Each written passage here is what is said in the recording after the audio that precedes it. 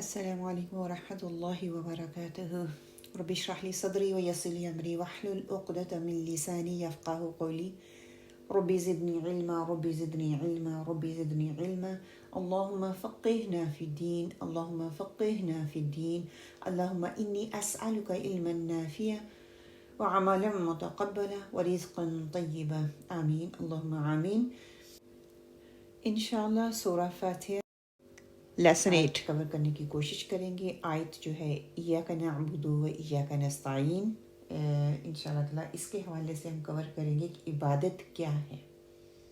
عبادت اور استعانت دو الفاظ ہیں اس آیت میں جو ہمیں ملتے ہیں. عبد کی بات ہوگی، عبادت کی بات ہوگی، استعانت کی بات ہوگی. پہلے عبادت پر ہم بات کر لیتے ہیں کہ عبادت کیا ہے یا عبادت کسے کہتے ہیں، عبادت کیسے کی جاتی ہے، عبادت کے مقاصد کیا ہیں، اللہ تعالیٰ کی مطلوبہ عبادت کیا ہے. یہ سارے کوشچن جب ہم عبادت کی بات کرتے ہیں تو ہمارے ذہن میں آتے ہیں. ہماری موجودہ عبادت کیا ہے، ان تمام معاملات پر بات کریں گے انشاءاللہ تعالیٰ. کوشش کریں گے کہ عبادت کے مفہوم کو سمجھ سکیں. عبادت پر بات کرنے سے پہلے 6 قرآن کے اہم ترین الفاظ آپ کے سامنے رکھنے کی کوشش کروں گی تاکہ عبادت کا مفہوم کھل کر ہمارے سامنے آ سکے. پہلے 2 الفاظ جو قرآن ہمارے ساتھ رکھتا ہے یا ہم قرآن میں پڑھتے ہیں وہ ہیں ہدایت اور سیکھ. قرآن میں جب بھی اللہ سبحانہ و تعالیٰ ایک آزاد اور با اختیار مومن یا مسلمان یا انسان سے بات کرتے ہیں یا مخاطب ہوتے ہیں تو اس کے لیے لفظ ہدایت استعمال کرتے ہیں. آزاد با اختیار مومن اور مسلمان کے لیے یا انسان کے لیے. ہدایت کا لفظ اس انسان کے لیے استعمال ہوتا ہے جس کے پاس آپشنز موجود ہوں، اس کے پاس اختیار موجود ہو. اگر وہ چاہے تو اختیار کرے اور چاہے تو اس کو چھوڑ دے. وہ لفظ ہدایت ہے اور اس کا تعلق ہماری موجودہ زندگی سے ہوتا ہے. لیکن سیکھ کا لفظ بے اختیار انسان کے لیے استعمال ہوتا ہے جس کے پاس کوئی اختیار نہ ہو. اور یہ لفظ قرآن میں قیامت کے تناظر میں آتا ہے کیونکہ آخرت میں آپ کو سیکھ کیا جائے گا، کیونکہ وہاں پر ہدایت کا کوئی مقصد باقی نہیں رہتا. ہدایت کے تمام تر مقاصد دنیا میں کام آنے والی چیزیں دنیا میں آتے ہیں. انسان کے شرف اور تکریم کا اندازہ اگر ہم لگائیں تو قرآن کریم میں موجودہ زندہ با اختیار انسان کو پکارا جاتا ہے، یا قرآن جو ہے وہ زندہ موجودہ یا با اختیار انسان کو پکارتا ہے یا اس سے بات کرتا ہے. تو وہاں پر لفظ ہدایت آتا ہے یا ہدایت استعمال ہوتا ہے. ہم ہر روز نماز میں پڑھتے ہیں اہدنا الصراط المستقیم. اب وہی انسان مرنے کے بعد ایک مقام پر پہنچتا ہے تو آخرت کے تناظر میں اگر بات کرنی ہوگی تو قرآن لفظ سیکھ لائے گا. جیسے سورہ زمر میں ہم دیکھتے ہیں آیہ 71 میں اعوذ باللہ من الشیطان الرجیم بسم اللہ الرحمن الرحیم وَسِيقَ الَّذِينَ كَفَرُوا إِلَى جَهَنَّمَ زُمُرًا، کہ ہانکا جائے گا ان کافروں کو جہنم کی طرف. ہدایت کا لفظ جب آتا ہے، ہدایت میں آپ ڈرائیور ہوتے ہو، جہاں چاہے اپنی گاڑی آپ ڈرائیو کر کے لے کے جا سکتے ہو، جہاں دل کرے وہاں پہ روک سکتے ہو، آپ کے پاس چوائس ہے. لیکن سیق میں آپ کو ڈرائیو کیا جاتا ہے. دونوں میں زمین آسمان کا فرق ہے. ایک آپ خود ڈرائیور ہو، آپ با اختیار ہو، آپ کے پاس اختیار ہے، ٹھیک ہے، وہ ہدایت ہے. اور دوسرا لفظ جو استعمال کیا جاتا ہے وہ سیق لفظ استعمال ہوتا ہے جس میں کہ آپ کو ڈرائیو کیا جاتا ہے. آپ ڈرائیور نہیں ہوتے بلکہ آپ کو کنٹرول کیا جاتا ہے. اللہ سبحانہ و تعالیٰ انسان کی عزت اور تکریم یہاں پہ کر رہے ہیں نا، کہ یہ انسان کی عزت ہے، تکریم ہے، اس کو شرف دیا جا رہا ہے کہ ہدایت جو ہے انسان کو ہدایت دے کے، انسان ہدایت کے ذریعے اللہ سبحانہ و تعالیٰ انسان کو شرف دے رہے ہیں.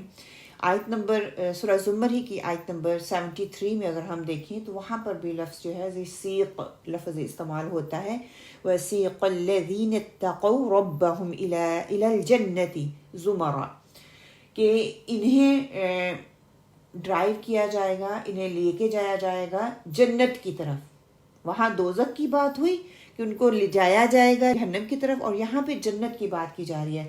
اب وہ خود با اختیار نہیں ہے بلکہ ان کو لے جایا جا رہا ہے۔ اچھے عمل کی بنیاد پر بھی ان کو لے جایا جائے گا اور برے عمل کی بنیاد پر بھی اس کو لے جایا جائے گا۔ تو کیا معلوم ہوتا ہے کہ ہدایت با اختیار انسان کے پاس اختیار ہوتا ہے، اور سیق اس کے عمل کا نتیجہ ہوتا ہے۔ اس کے پاس اس وقت اختیار نہیں ہوتا، پھر وہ اس کو ڈرائیو کیا جاتا ہے۔ ایک آپ خود ڈرائیور ہو، ایک دوسرا آپ کو ڈرائیو کر رہا ہے، یہ دو میننگ لیے جاتے ہیں ان دونوں الفاظ سے۔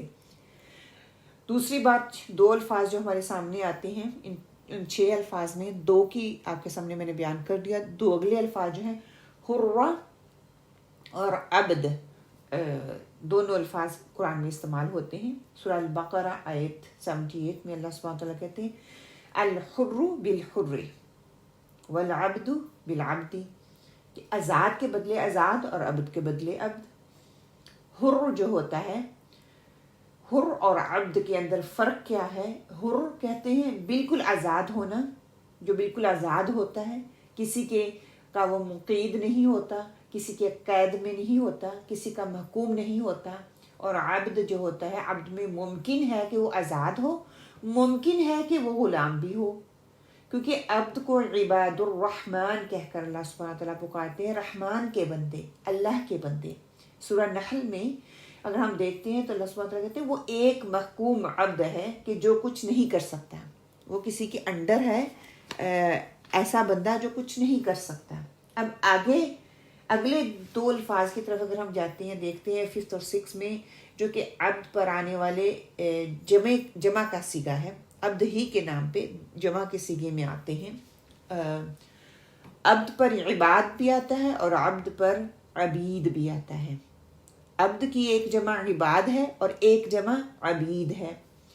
اب دیکھتے ہیں کہ عباد کس تناظر میں آتا ہے اور عبید کس تناظر میں آتا ہے۔ قرآن میں عباد یا عبادی یا عبادی ہم لفظ پڑھتے ہیں نا، اس میں آپ کو ہدایت، محبت، سعادت، فکر، یہ تمام تر چیزیں جو ہیں وہ ملیں گی عباد میں یا عبادی میں۔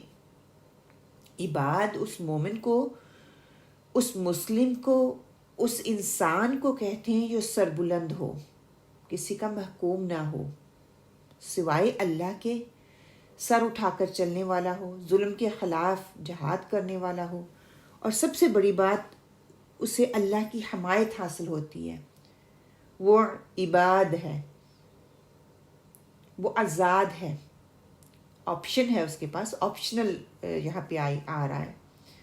لیکن اگر دوسرا لفظ عبد ہی کی جمع میں جو کہ عبید پہ آتا ہے، عبید اس کی جمع بنتا ہے، یہ لفظ قرآن میں 5 دفعہ استعمال ہوا، اور 5 دفعہ آخرت کے تناظر میں اللہ تعالیٰ نے اس لفظ کو استعمال کیا۔ عذاب یافتہ انسانوں کے حوالے سے یہ لفظ استعمال ہوتا ہے۔ عبید وہ انسان جس کے پاس سوائے غلامی کے، محکومیت کے اور کچھ بھی نہیں ہوتا، فقط وہ غلام ہوتا ہے۔ بالکل اسی طرح جس طرح سیق ہم نے پڑھا، اسی طرح کہ اس کو ڈرائیو کیا جائے گا، با اختیار نہیں ہے۔ آج بڑے افسوس کی بات ہے کہ ہم عباد کے مقام سے گر کر عبید کے مقام پر آ گئے ہیں۔ اللہ سبحانہ وتعالیٰ نے ہمیں عباد کا بندہ دیا، عباد الرحمن اللہ تعالیٰ کہہ کے پکارتے ہیں۔ آج ہمیں ڈرائیور نہیں بلکہ ہمیں ڈرائیو کیا جا رہا ہے۔ ہم ڈرائیور نہیں ہیں، میں اور آپ ڈرائیور نہیں ہیں، ہمارے پاس اختیار ہونے کے باوجود ہمیں ڈرائیو کیا جا رہا ہے، ہمیں لوگ چلا رہے ہیں۔ آج ہم خود مختار نہیں ہیں، ہم ڈرائیور نہیں ہیں۔ کبھی کسی سیاست کے نام پر ہم سیق ہمیں کیا جاتا ہے، کبھی ہمیں مذہب کے نام پر سیق کیا جاتا ہے، کبھی مسلمان کو وطنیت پرستی کے نام پہ ڈرائیو کیا جاتا ہے، کبھی سرمایہ داری کے نظام کے تحت ہم کو ڈرائیو کیا جاتا ہے۔ مطلب یہ بہت سی ایسی قسمیں ہیں جو کہ ہمیں خود اختیار اللہ نے دیا، اس کے باوجود ہم اس اختیار کا استعمال نہیں کرتے، بلکہ دوسرے ہمیں اس کو چلا رہے ہیں، ہم دوسروں کے محکوم بنے ہوئے ہیں۔ قرآن پاک میں آپ صلی اللہ علیہ وسلم ہمیں عباد الرحمن بنانے کے لیے آئیں۔ قرآن ہمیں عباد کی صورت میں دیکھنا چاہتا ہے، عباد بنانا چاہتا ہے، عباد الرحمن بنانا چاہتا ہے، لیکن ہم بدقسمتی سے عبید بننے کو پسند کر رہے ہیں، عبید بننا چاہتے ہیں۔